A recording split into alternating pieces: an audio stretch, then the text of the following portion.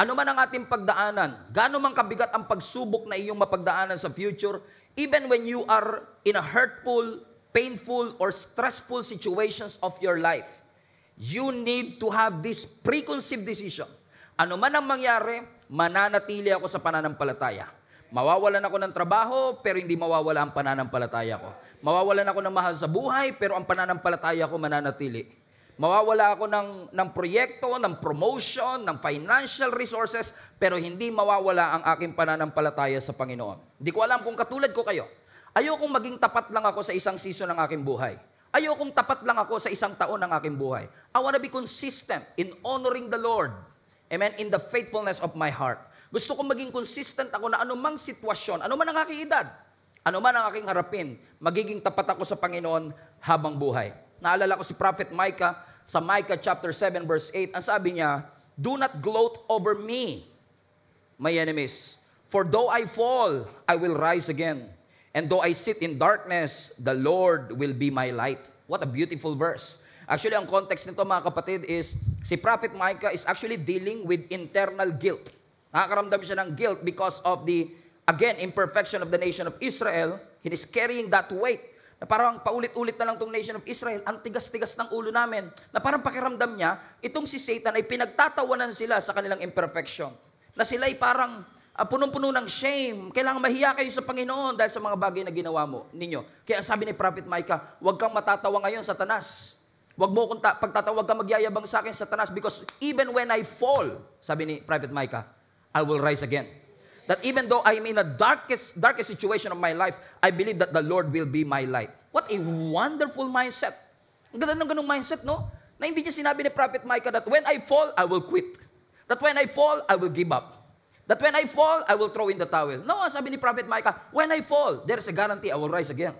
That even though I'm in a darkest situation, alam kong ang Diyos ang aking kaliwanagan. Yun yung mindset na crucial. Crucial na mindset ng bawat isang Kristiyano na kahit na tayo bumagsak, alam natin babangon tayo. Na kahit tayo dumaan sa pagsubok, alam natin makakalagpas tayo.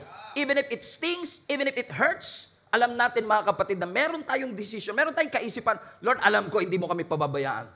After all, the manner of our thinking will determine the manner of our living. The way you think will determine the way you live. So it's very important na tama yung mindset natin. Na alam natin babagsak tayo, alam natin tayo ay limited, alam natin nagkukulang tayo, pero alam din natin ang Diyos hindi rin nagkukulang sa atin. We want to remain in the Lord. How many among you wants to remain faithful? Hanggang sa muling pagbabalik ni Jesus Christ, tapat tayo sa Kanya. Hindi sa nagyayabang tayo, yun yung dinidesire ng puso natin. Sino ba naman ang ayaw na mag-remain sa Panginoon? Sino ba namang ayaw na manatiling faithful sa ating Panginoon? Yung klase ng faithfulness that remains standing, come hell and high waters. Ano man ang bagyong dumaan? Even when my backs are against the wall, I will remain faithful. Hindi ko ipagkakaila ang ating Panginoon. And I've been serving the Lord for 24 years. Nakakalungkot mang isipin, pero ito totoo. Sa 24 years na paglilingkod ko sa Panginoon, napakarami kong kilala na dating malakas, pero ngayon napakahina spiritually. I'm not judging them, pero that's the reality of life.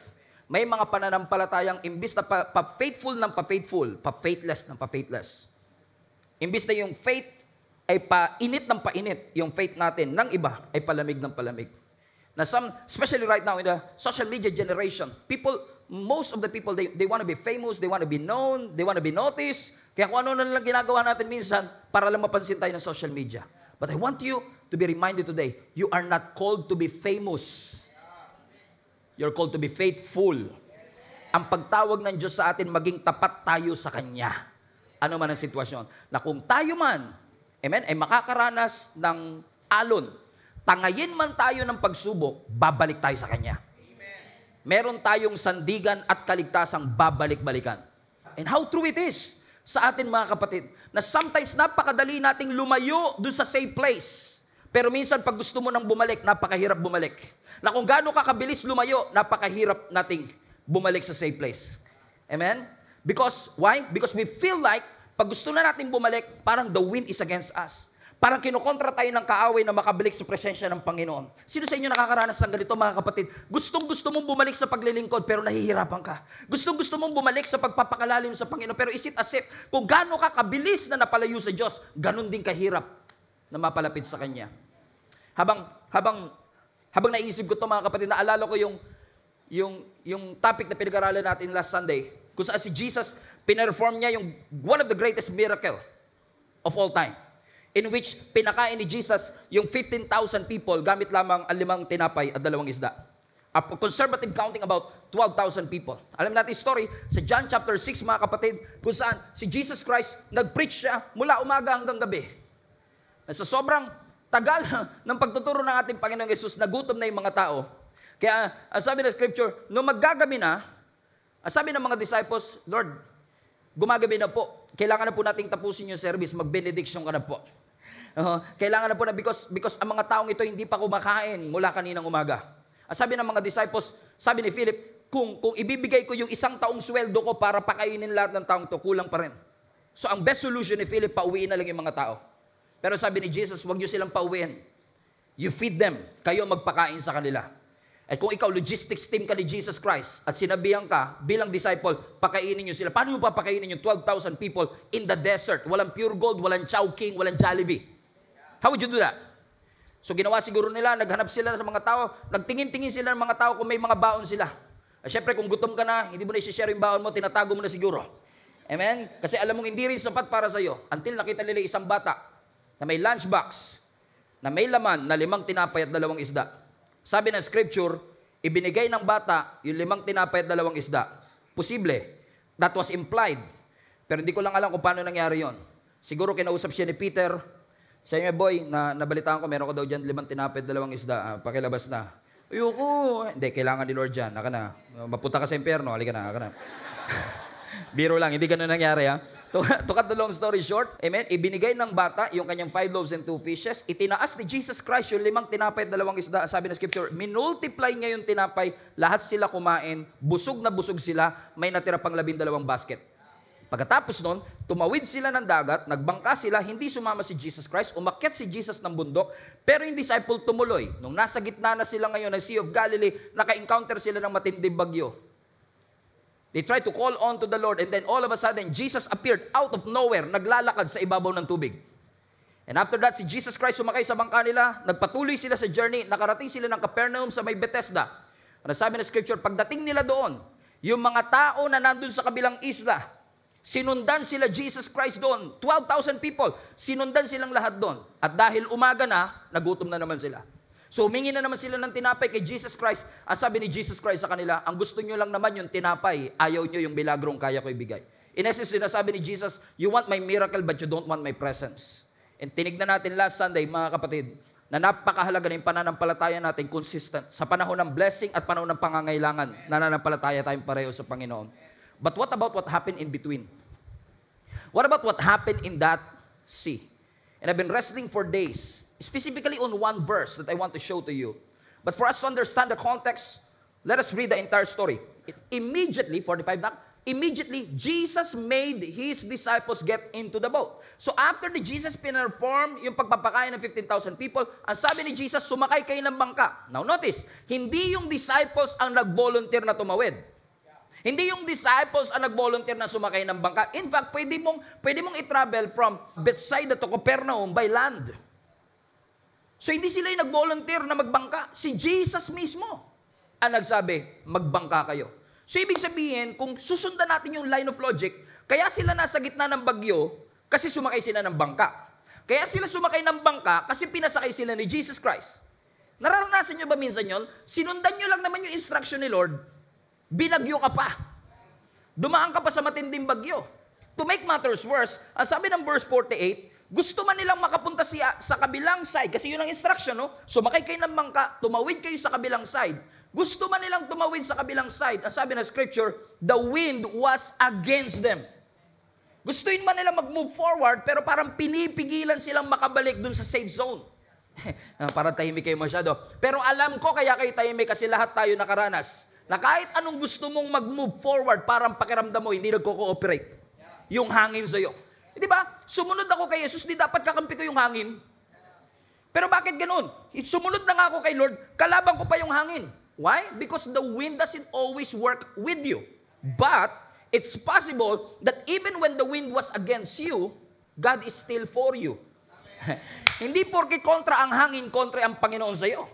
Amen? Hindi porket pakiramdam mo, ang hirap mag-move forward ay hindi mo nakakampi ang ating Panginoon. May pinapagawa ang Panginoon sa atin na sometimes, because it is the commandment of God in your life, makakatanggap ka talaga ng resistance. Makakaranas ka talaga ng resistance at iaalaw ng Lord ang resistance because He wants to teach you something. In fact, mga kapatid, sabi ng Scripture, they are trying their best. They were rowing hard.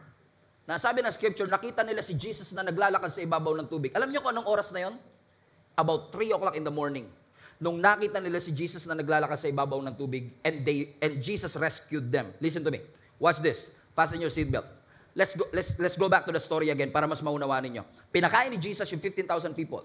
Nag-preach siya buong araw. So it's about 6 o'clock in the evening nung natapos yung service. Right? Ano sabi ng Scripture, nung natapos ng 6 p.m., sumakay sila ng bangka. So from 6 p.m. to 3 a.m., they are trying to make it to the other side. For about 8 to 9 hours, my friends and family, sinusubukan nilang mag-move forward pero hindi sila makamove forward because the wind was against them. Ibig sabihin, for 8 hours of physical torture and exhaustion, sinikap nila makatawid pero hindi sila makatawid.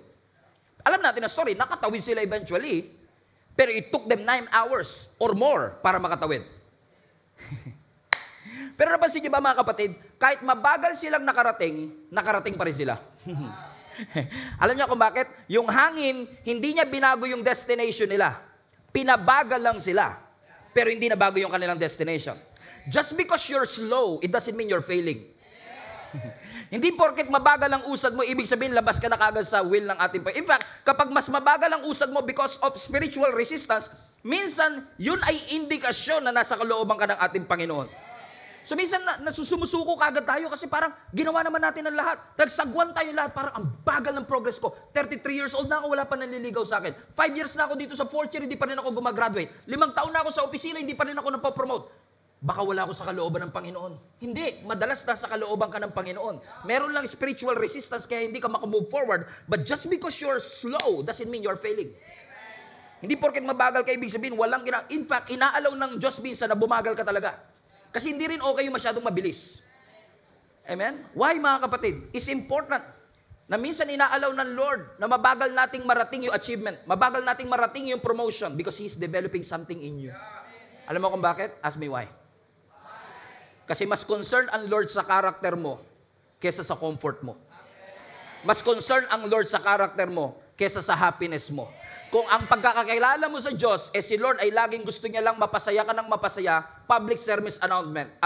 Hindi clown si Lord. Kung gusto mo maging masaya, kailangan mo clown. Pero dahil ang iyong pinaglilingkuran ay Diyos na buhay, the creator of the universe, who is outside time and space, na nakikita niya ang future natin, minsan iaalaw niya na mapabagal ka para ma-develop ang iyong character to prepare you for the next season of your life.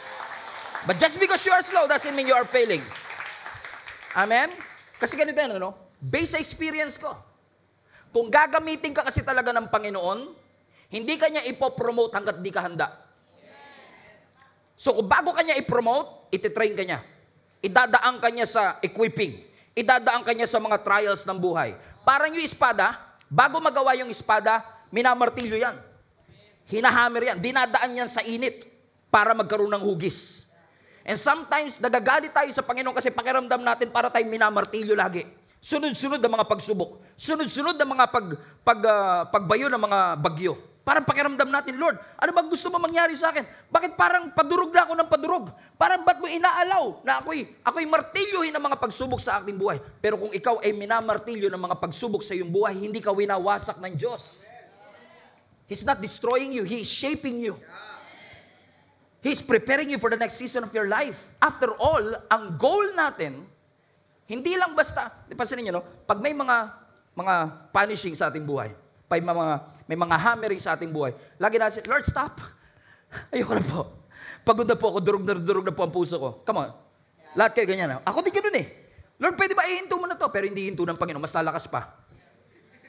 Alam mo bakit sinasabi ng Lord, ang goal hindi escape. Ang goal, victory. Ang problema, sinusolusyonan. Ang resistance, pinagtatagumpayan. So, kailangan mo tiisin hanggang mapagtagumpayan mo lahat ng resistance. Kaya nagugulat ka, lahat na in-applyan mo, walang tumatanggap. You feel like you're not relevant anymore. You feel like you don't fit in anymore. Parang patuloy na hammering and hammering. Bakit sinasabi ng Panginoon, ang goal, hindi takasan ng pagsubok. Ang goal, magtagumpay tayo sa ating buhay. So even when you struggle, God is looking at us. Alam ng Diyos ang struggle natin. Huwag mo isipin na nakalimutan ka ng Panginoon porket lang nakakaranas ka ng pagmamartilyo ng buhay. Alam ng Diyos ang ating sitwasyon. Tingnan nyo nangyari sa mga disciples. Ang sabi ng verse 48, sabi ng scripture, they were rowing hard. Ibig sabihin, pag namin yung rowing hard, yung sagwan nila talaga patindi na ng patindi. Kasi parang one step forward, two step backward eh. And they've been rowing for 9 hours already. Eh napakaiksi lang ng Sea of Galilee. Kapag tinignan nyo pa sa mapa, mula dun sa Bethsaida papuntang Capernaum, napakaiksi lang yan. Amen? Pero bakit inabot sila ng 9 hours? And they were rowing hard. Bakit? Because the wind was against them. Amen? Pero something is strange about this verse. Hindi naka-highlight. May napansin ba kayo? Something is strange about this verse. Look at this. They were rowing hard, struggling against the winds and waves. Pero something is strange about this verse that I've never seen before. I preached about this passage for many, many times. Ngayon ko lang nakita to. Ngayon ko lang nakita to. Ngayon ko lang nakita to. Guess yun na? Something is strange. Bible says that when they are rowing hard and struggling against the wind, Jesus saw them. Notice that?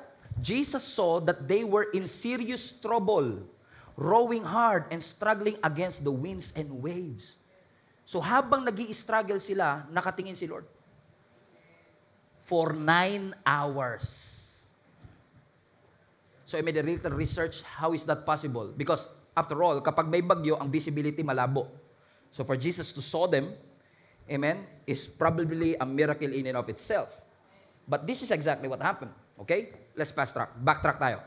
Pinakain ni Jesus yung 15,000 people, pinauna niya yung mga disciples sa bangka kasi siya yung nag-disperse ng crowd. Umakyat siya ng bundok to pray.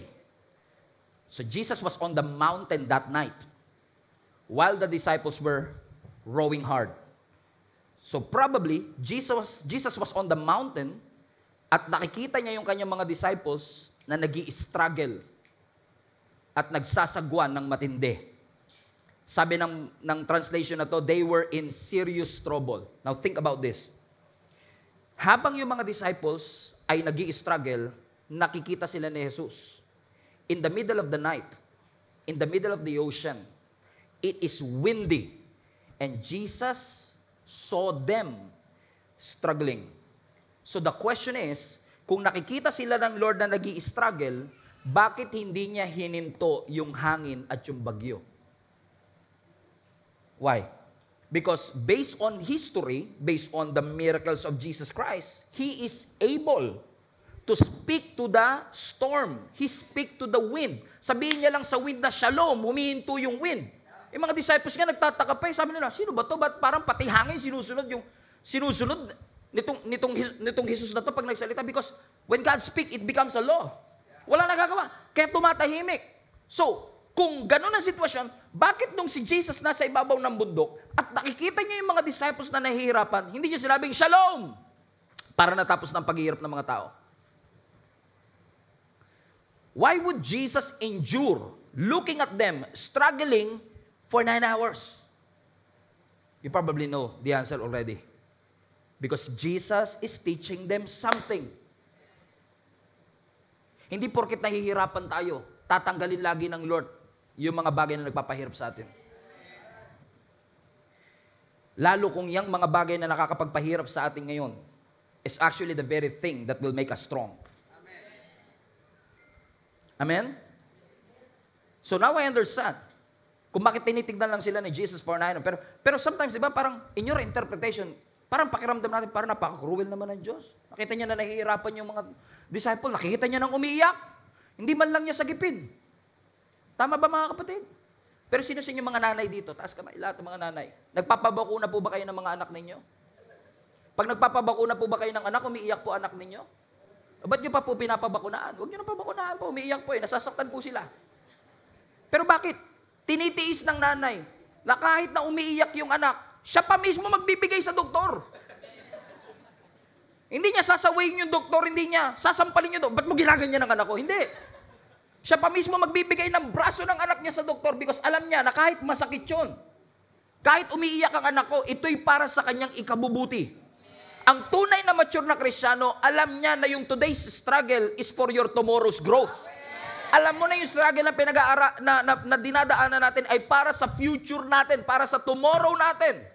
Na tayo ay mapalakas ng ating Panginoon. What if tinuturuan sila ng Lord hindi lang ng determination, kundi resilience, dependence sa ating Panginoon? What if kaya inaalaw ng Diyos na mahirapan sila para maging immune sila?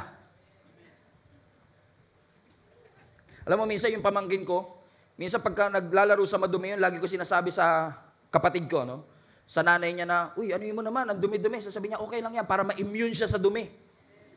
Alam mo, kailangan din talaga minsan eh. Bakit? Kasi magiging weak. Alam niyo, napansin ko, maraming mga Christians nowadays hindi immune sa struggle. Kasi masyado tayo excited, puro pangako, puro blessings, puro miracle. Hindi po masama yan. Yung nga lang minsan, we are producing weak Christians.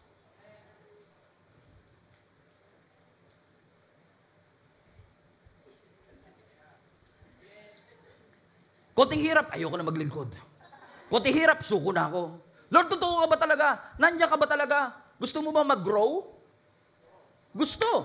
Get out of your comfort zone. No one grows inside their comfort zone. Lahat ng lumalago, they went outside their comfort zone. Bakit? Pinapalaki ng Diyos. Dinedevelop ng Lord ang faith natin. Sabi siguro na iba sa inyo, ba't pa kailangan i-develop? Sabi nga ni Lord, di ba? Kahit pananampalatayang maliit lang, katulad ng mustard seed, it can command the mountains to move from here to there. Ba't kailangan ko pampalakihin? Kasi minsan nakala natin ang faith, laging size of faith lang. Kaya hindi sinasagot panalangin mo, maliit pananampalataya mo. Lakihan mo kasi. Kaya minsan tuloy sa Christian community, pataasan ng faith, palakihan ng faith. Nakalimutan natin ang tunay na realidad ng buhay, hindi palakihan ng faith, patatagan ng faith. Kasi kahit na malaking pananampalataya mo, kung weak yan, butasin lang ni Satan yung balloon. You will be deflated. Mawawalan eh. Kaya sinasabi ng Panginoon sa atin mga kapatid, yung resistance, kailangan mo yan para lumago ka. Kailangan mo talagang, the winds will be against you.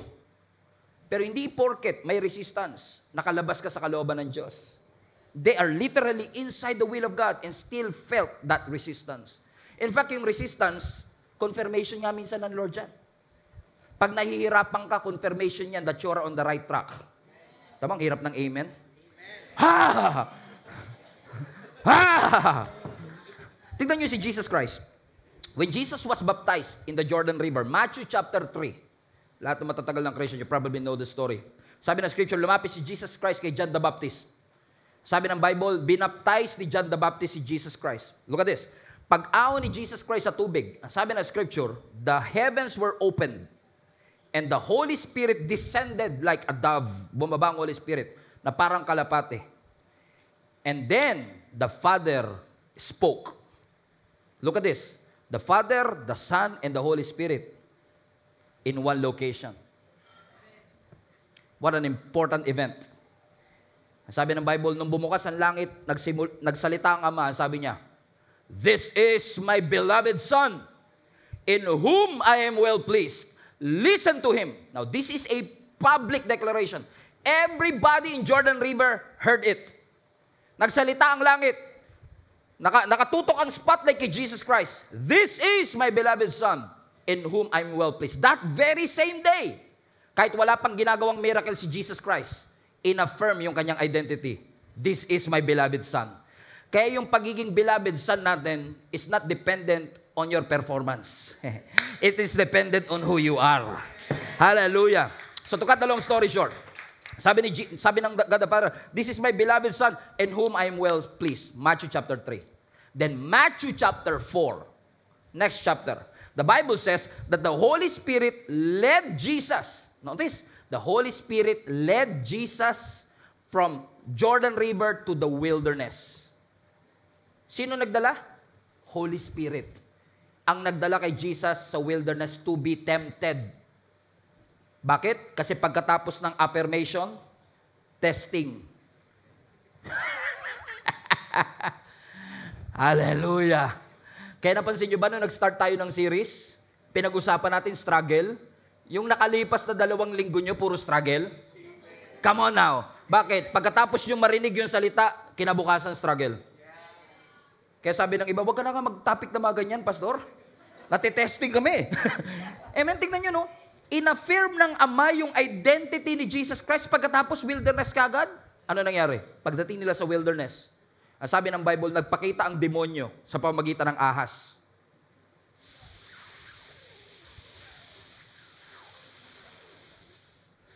Pagharap ng ahas kay Jesus, ang sabi niya, if you are the Son of God, turn these stones into bread. Kung may pagkakapareho man, hindi sinasadya, practice lang. Amen. God the Father kasi, this is my beloved Son. Kay Satanas, this is my beloved Son. Pansinin nyo, no? Doon sa affirmation, ang sabi ng Ama, this is my beloved Son in whom I am well pleased. Pagdating kay Satan, sabi niya, if you are the Son of God. Pansinin nyo, in-affirm yung kanyang identity. Pagdating sa wilderness, question yung kanyang identity. Kapag nakatanggap ka ng word, itetest. Alam mo ba talaga yung word na natanggap mo? Kaya mag-ingat ka, kapatid. Kapag may word na ibinigay ang Panginoon sa iyo, sigurado may resistance later. Kapag may calling ka, may resistance. Pag may assignment ka, may resistance. Pag bagong anoint ka, may resistance. Kaya mag-ingat ka, kapatid. Talagang matindi pagdadaanan mo. Kaya pag nananalangin kayo, ingat din kayo. Lord, haba-habaan niyo po patience ko. Okay. Sabi ng Lord, bigyan ng maraming problema yan. Lord, sabi ko, paano hahaba patience mo kung lagi ka masaya? Hahaba lang ang patience mo kapag yung kapitbahay mo 2 days na straight nagbibidyoke. So papadala ka niya ng kapitbahay na tahimik. Amen? To test your faith. May tinetesting ang Panginoon sa atin. So when God says, you are my beloved Son in whom I am well pleased. Kapag sinabi ng Lord, I am your refuge and your strength. Kapag sinabi ng Panginoon, I will never leave you. Do you really believe what God said to your heart? Naniniwala ka ba talaga? Because many of us, we say we trust the Lord, but actually we don't trust Him. Kasi kung talagang nagtitiwala tayo sa sinabi ng Panginoon, we will not make happen what God already spoken. Hindi mo tutulungan ng Diyos para matupad yung sinabi niya sa'yo. Halimbawa, sabi ng Lord, makakapag-asawa ka. Pakiramdam mo, mahihina yung mga nanliligaw sa iyo. Lord, tulungan ko na to, Lord, ha? Alam ko naman ito kalooban mo, eh. If you really trust God, why would you make happen what God already spoken? Tatandaan mo, pag nagsalita ang Diyos sa iyo, as I've said, when God speaks, it becomes a law. Walang magagawa ang universe kundi sumunod sa salita ng Panginoon. Amen? And God doesn't have to repeat Himself. Hindi na kailangan ulitin ng Diyos ang kanyang sarili. Pag nagsabi siya, hindi niya na kailangan ulitin sa iyo. Kasi pag sinabi niya, yun na yun eh. Naalala niyo sa creation, sa Genesis chapter 1 verse 1? The Bible says that the earth was without form and without shape, and darkness filled the earth. And then God said, let there be light. Sabi ko, let there be light. Wala pong fuse, walang battery. Hindi, let there be light. No. God doesn't have to repeat Himself. Kahit walang fuse, kahit walang battery, nagkaroon ng ilaw. Why? The universe has to submit to His word. So God doesn't have to repeat Himself. Kapag nagsabi siya sa iyo, nangako ang Panginoon sa iyo, hindi niya na kailangang ulitin pa yun.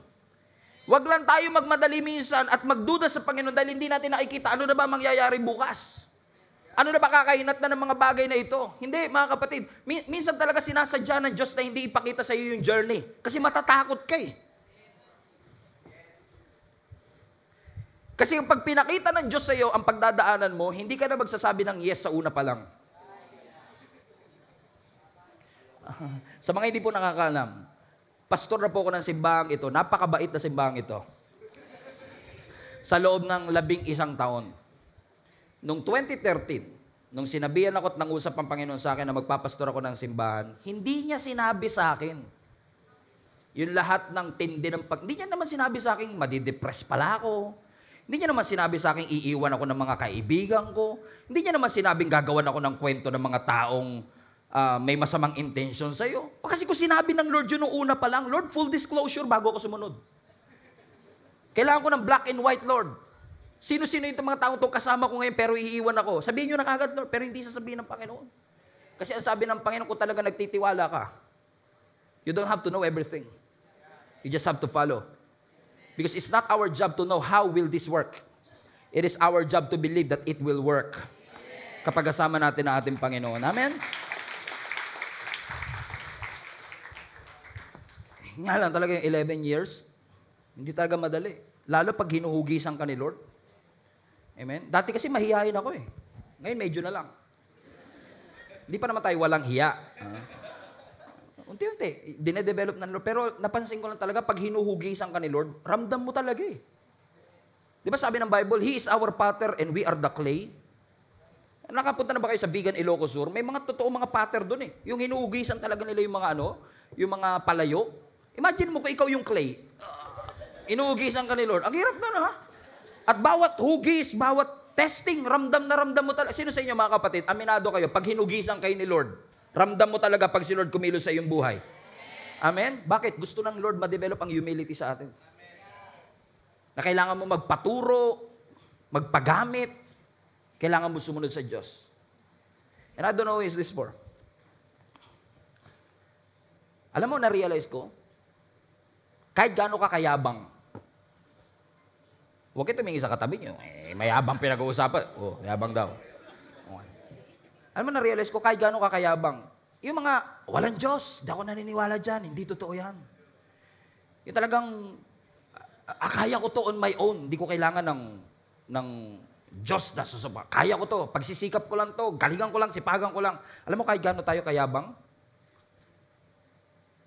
time will come, darating ang pagkakataon, na hihigupin ng Diyos every ounce of arrogance in your heart.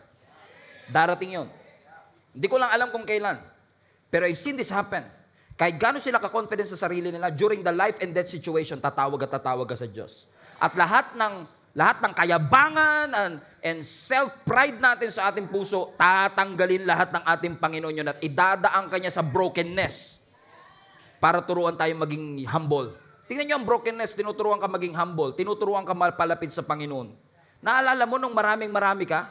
Nung sagana ka? Di ba? Minsan wala sa eksena si Lord, no? Pero pag kailangan mo, half of your day, Lord. Tinuturuan ka ng brokenness eh. Yung hindi mo nagagawa kapag marami ka. Magagawa mo pag broken ka. Magagawa mo kapag matututo ka magtiwala sa Diyos. Amen? Dati hindi mo inaalala ang bukas, marami naman akong pera eh. Ngayon, hindi pa nagagabi. Lord, paano na ba ito bukas? O di ba nagtitiwala ka sa come on now. Amen? Bakit? Yung breaking ng Lord, gagamitin niya to humble us. In fact, yung breaking na yan, blessing ng Lord yan. Kapag may masakit, yung aching, breaking, blessing pa rin ng Panginoon yan. Amen? Hindi ka pinapahirapan ng Diyos. Sinishape ka ng Diyos. So, nung nakita ni Jesus Christ, yung mga disciple na nag-i-struggle, sa isang perspective, pwede mong sabihin, grabe naman si Lord, no? Hirap na yung mga disciples, pinagmasdan lang. Or, kapag dumaan ako sa pagsubok, confident na ako ngayon. Kasi alam kong nakatingin ng Diyos. Diba? This is one way to put it. Either you will believe na ang Diyos walang pakialam sa'yo, o mas confident ka ngayong humarap sa mga pagsubok knowing na ang Diyos nakamatsyag sa'yo. Na habang hirap na hirap kang maglakad, katulad ng bata na tinuturuan maglakad, alam mo na yung nanay mo nakabantay lang. Amen? God is in control but He will not control you. He will lead you. Amen? So, habang naglalakad ka, hindi ka kinokontrol ng Panginoon, but the moment you fall, you will rise again. He will pick you up. Yun ang assurance natin, na kahit dumaan tayo sa pagsubok, hindi tayo iiwanan ng ating Panginoon. Amen? Na kahit na hirap tayo, alam natin ang Diyos, darating and He will show Himself to us. Huwag mo isipin na nakalimutan ka na ng Panginoon. In fact, hindi sila nakalimutan ng Diyos. Ang sabi ng verse 48, watch this, He saw, when they were in serious trouble, they were rowing hard, struggling against the winds and waves, and about 3 o'clock, after 8 hours, in the morning, Jesus came toward them. Walang kahit anong bagyo ang makakapigil kay Jesus para i-rescue ang kanyang mga anak. Kahit pa zero visibility. But, before I close, let's continue reading, shall we? Kasi baka makalimutan natin yung last part eh. Importante pa naman to. Sabi ng Bible, habang nag-i-struggle sila at nagsasagwan sila ng matindi, 3 o'clock, nagpakita si Jesus Christ at naglalakad papunta sa kanila, walking on the water. But watch this. But Jesus intended to go past them.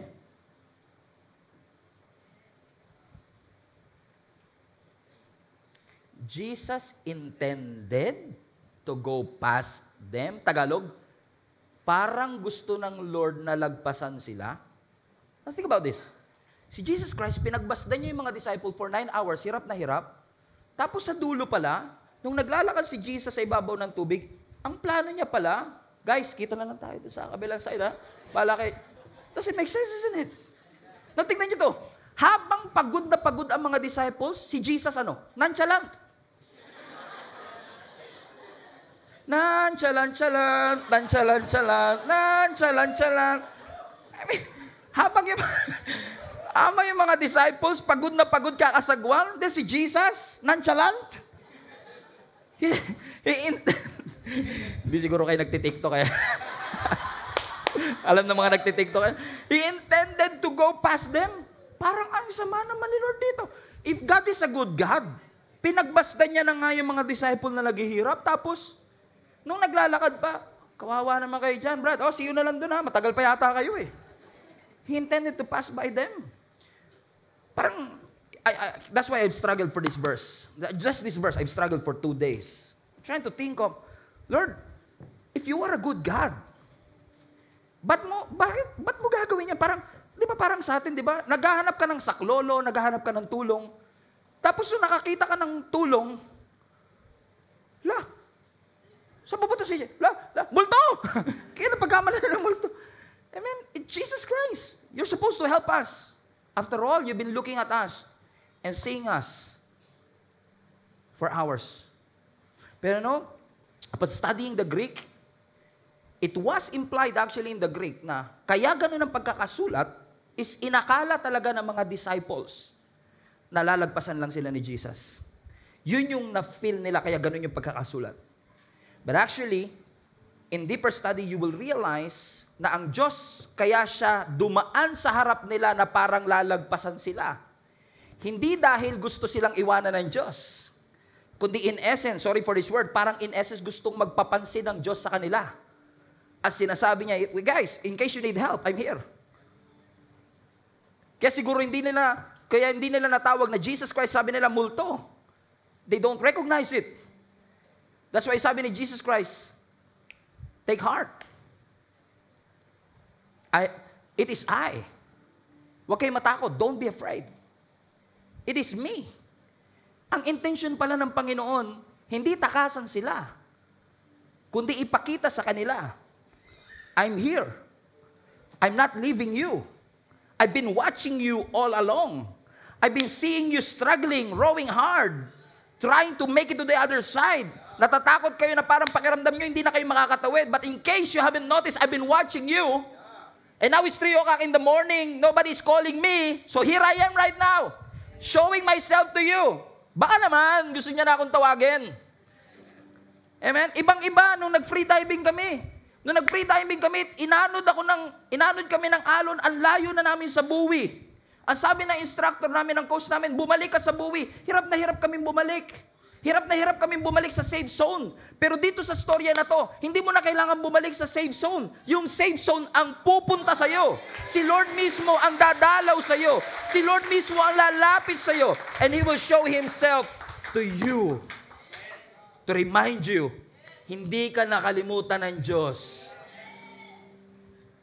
It's not early. It's not late either. It's always on time. Praise Jesus. The Bible says, nung tinawag nila ang ating Panginoon, verse 15, sabi ng Scripture, sabi ni Jesus Christ, take courage. It is I, the eye of the storm, Jesus Christ. Don't be afraid. Now listen, Look at the verse. Mark 6:50. You see it? See it? And I will close with this. Mark 6:50. Immediately he spoke to them and said, "Take courage, it is I, don't be afraid." Verse 51. And then Jesus climbed into the boat with them, and the wind died down, and they were completely amazed. Interesting. Especially if you know the whole story. Binasa natin magkasunod na verse, right? Pero may kulang. Ewan ko napansin niyo, may kulang sa story. Something is missing in this story. Amen? Wala akong tinanggal, ha? But something is missing in this story. Ulitin natin. Ang sabi ng scripture, nung nakita nila si Jesus, verse 50, anak, nung nakita nila si Jesus Christ, nagsalita ang Panginoon sa kanila, "Hey, don't be afraid. It is I. Take courage." And then sabi ng scripture, Jesus went to them on the boat. Something is missing. Something is missing here. Okay, let me, do you want me to refresh your memory? What's missing here? Okay. Pinakain ni Jesus yung 15,000 people, right? Tumawid sila.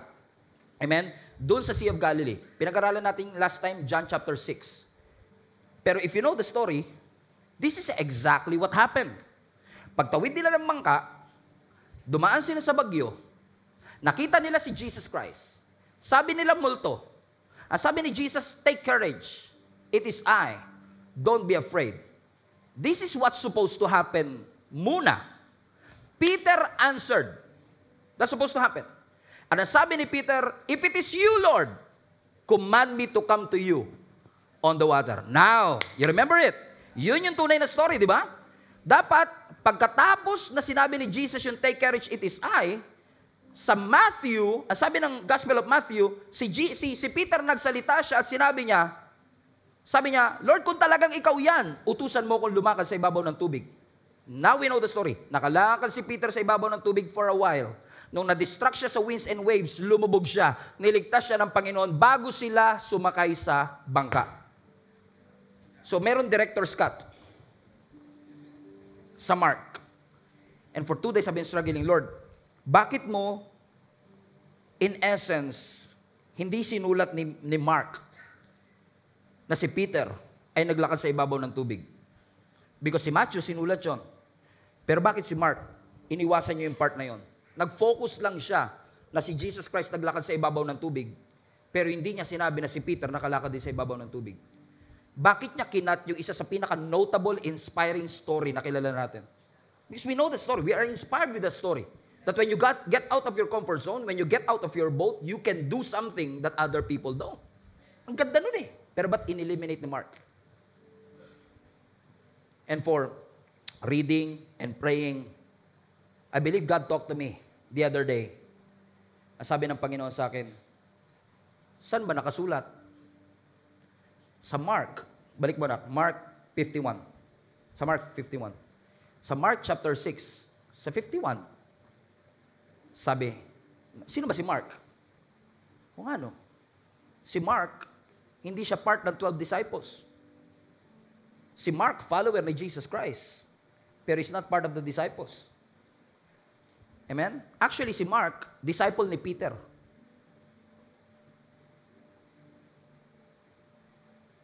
Parang di kayo naniniwala. Totoo yun.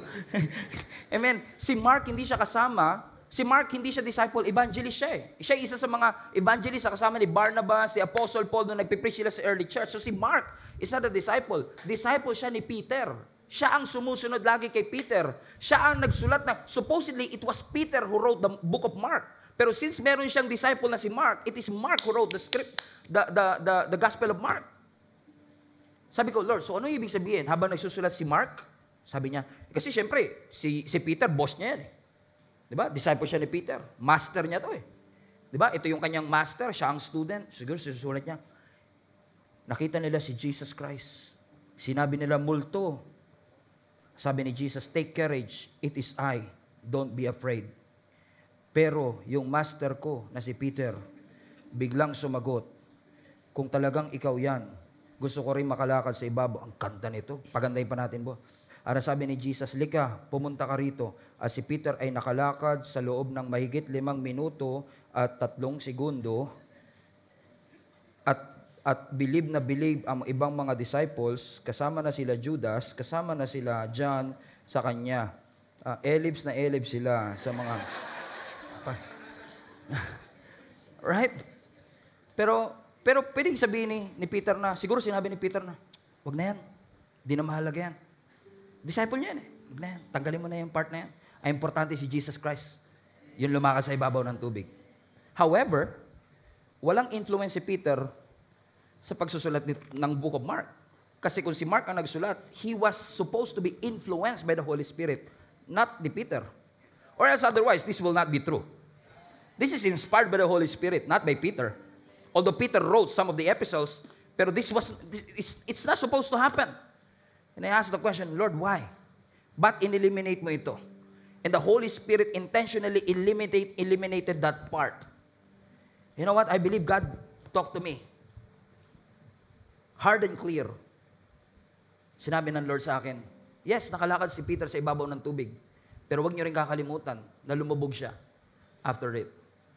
And maybe the reason why the Holy Spirit eliminated it in the book of Mark is for us to be reminded, mag-focus tayo sa saving grace ni Lord, hindi sa mga sinking ng ating buhay. Because most of the time, nakafocus tayo sa mga pagbagsak natin, sa mga sinking natin, sa mga limitations, sa mga weaknesses natin. Nakakalimutan na natin yung saving grace ng ating Panginoon. That when you fall, He's there to pick you up.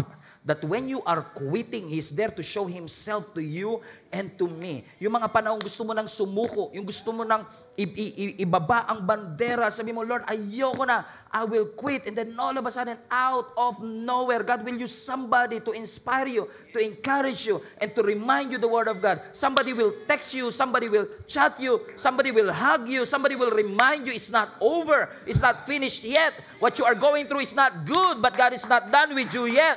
Don't ever surrender. Huwag ka sumuko. Huwag tayong panghinaan ng loob.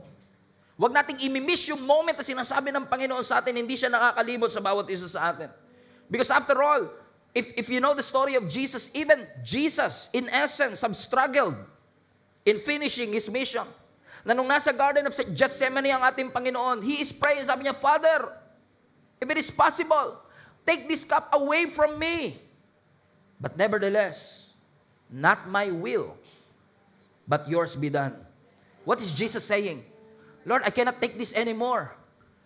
But not my will, not my way, not my preference, not my desire. It's not my decision that matters. It is your will that matters in my life. So if you want me to go through hell, if you want me to go through this storm, Lord, bigyan mo lang ako ng lakas. Willing ako sumunod. Mahirap na po. Parang pasuko na po ako, pero bigyan mo lang ako ng konti pang lakas. Kung hindi matatanggal yung pagsubok, kung hindi mapapahinto yung bagyo, dagdagan nyo na lang po yung courage ko. Dagdagan nyo na lang po yung lakas ko. Habaan nyo pa po yung pasensya ko. Habaan nyo pa po yung pagtitiwala ko sa iyo, Panginoon. Para katulad ni Apostle Paul, masabi ko rin, I have fought the good fight. I have finished my race well, and I have kept my faith. Do not ever give up on your God. Huwag mo sukuan ng ating Panginoon. Huwag mo sukuan ng Panginoon. Tingnan mo si Apostle Paul. Si Apostle Paul, habang naglilingkod siya sa Panginoon, habang sinusunod niya ang Panginoon, meron siyang thorn in the flesh. Di ba? And he asked the Lord 3 times. He pleaded the Lord. The Greek, nakiusap siya sa Diyos, Lord, tanggalin mo yung thorn in the flesh. Pero ano sabi ng Bible? Dininay ng Lord yung request ni Peter. Hindi siya pinagbigyan sa kanyang request. Pwede sabihin ni Peter, ni Apostle Paul, Lord, ito na lang hinihingi ko, ginawa ko naman ng lahat, ba't hindi mo pa matanggal ito? Ginamit ng Lord yung thorn in the flesh para patatagin siya. And the same Apostle Paul na humingi kay Lord at na-deny is the same Apostle Paul na nagsabi, I have fought the good fight. Watch this, I have finished the race. Pero hindi na-give up yung pananampalataya ko. I have kept my faith. Alam niyo kung bakit? Gagamit si Satan, magbadala si Satan ng mga thorn in the flesh, ng mga distraction, ng mga storms in your life, kasi gusto ni Satan, i-abandon mo yung assignment mo. Gusto ni Satan, huminto ka sa paglilingkod. Ang gusto ni Satanas, wasakin mo at sayangin mo yung giftings mo. Gusto niya, iwanan mo yung post mo. Ang gusto ni Satan, huwag ka nang magpatuloy sa paglilingkod sa Panginoon. But Satan is not as powerful as you think he is. Wala na siyang kapangyarihan. Tinanggalan na ng Lord ng pangil ang ating kahaway. Kahit pakaramdam mo, your faith is fading at parang yung doubt mo palakas ng palakas. together, I want to encourage you. Let us not be moved by our temptation. Let us not be moved by temptation. Let us not be moved by oppositions. Let us not be moved by disappointments in our lives. Magpatuloy tayo. Hindi yung naging maganda ang childhood mo, but keep your faith. Nawalan ka ng trabaho, but keep your faith. Nawawala ka na sa katinuan, but keep your faith. Hindi ka pumasa sa board exam, but keep your faith. Kahit na dumaan ka pa sa cancer, keep your faith. Ingatan mo ang pananampalataya mo. Ingatan mo yung testimony mo. Kasi Satan wants you to quit. Don't ever give him the luxury of seeing you being defeated. You are not supposed to be the victim here. You are the victor. You're the conqueror here. That even when you fall, you will rise again. And I assure you, mga kapatid, and I will assure you, if you will press on and continue, you will see His grace unfolding every second, every minute, every moment of your life, and you will realize, never lumubay ang Panginoon sa iyo. He's guiding you, He's leading you, He's picking you up, He's always there for you. He is forever with you. Let's give Him some praise, church. Pasalamatan natin ang Panginoon. Everybody stand to your feet right now.